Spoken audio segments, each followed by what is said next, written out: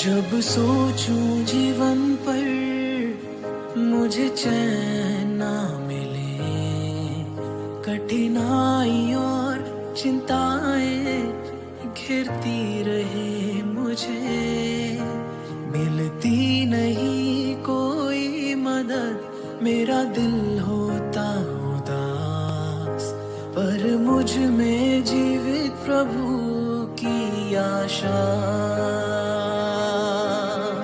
प्रभु मेरे लिए भला है, मेरे लिए भला,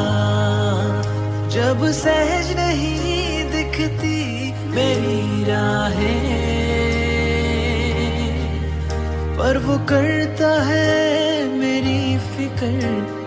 मुझसे करता है प्यार, मेरे लिए